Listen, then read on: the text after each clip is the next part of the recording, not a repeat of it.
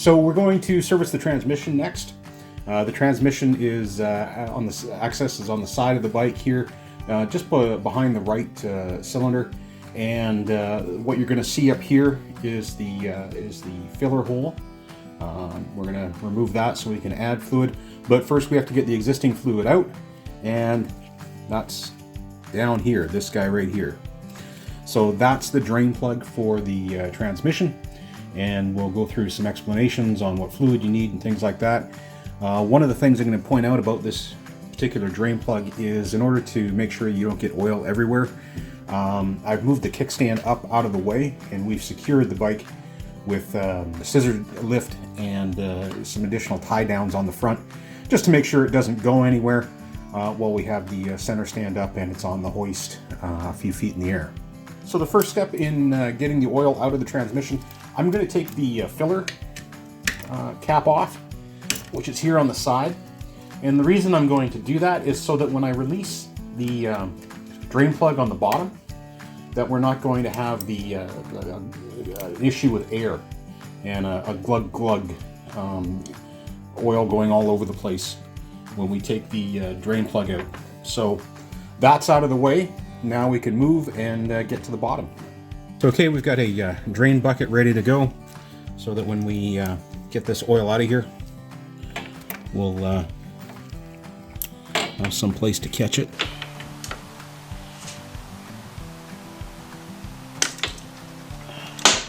There we go. And the trick to doing this is, when you get it at the last couple threads, is to pull it away quickly and drop the oil.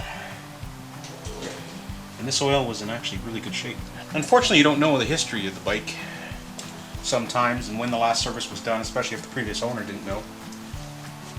This particular bike had sat for a number of years without being used, so was unsure of any of the fluids.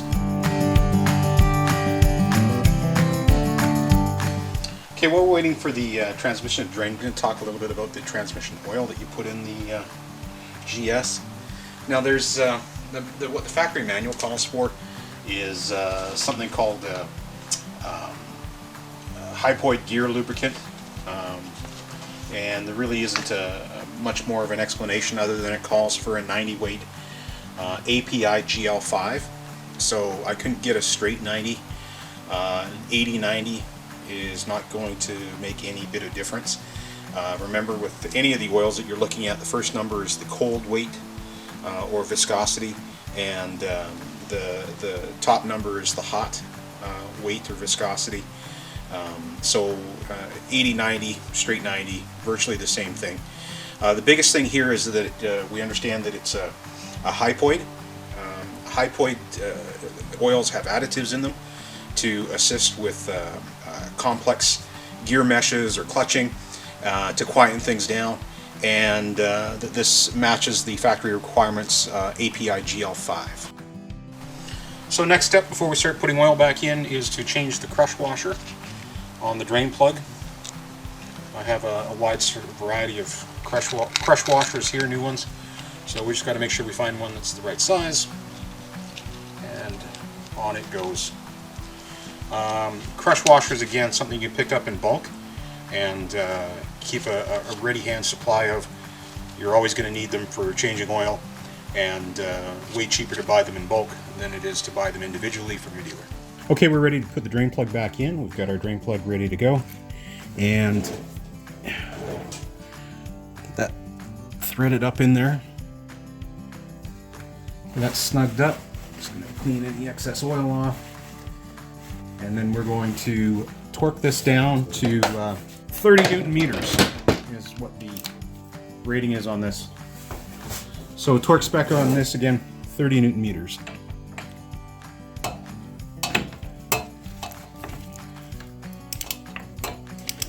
Which is a fair amount.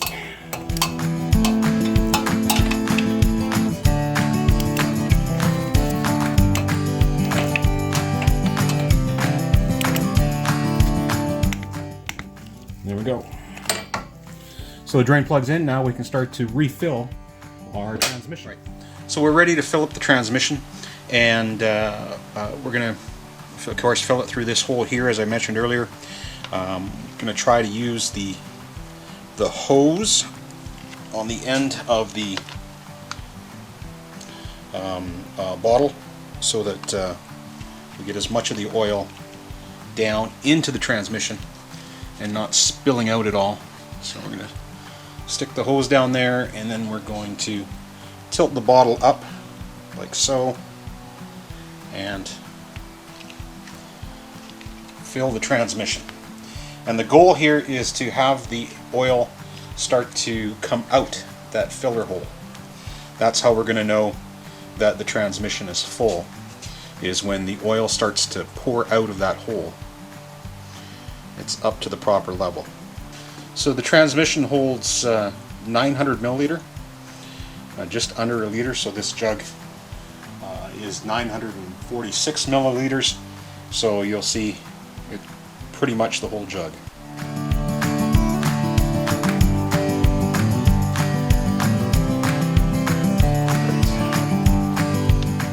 Those 900 milliliters of oil, and you see that the oil is slowly draining out the filler hole. Just going to lift the tube up here, blast the oil out of the tube, and you'll see that start to level out in the transmission. So we can pull the tube out and let the rest of the oil drain out that's in the transmission, so we get the proper amount in, and we can button this up.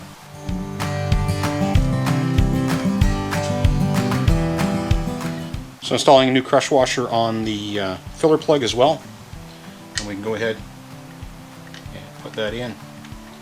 And the filler plug, just like the drain plug, is also torqued to 30 Newton meters.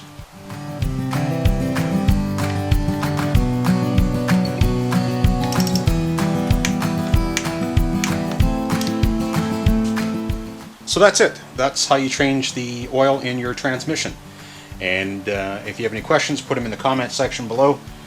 Transmission service, not very complicated, a little time consuming, but if your time was worth more money, you'd be paying somebody over $100 an hour to do this for you, so it kind of works out. Next service we're going to do is the engine oil and the engine air filter.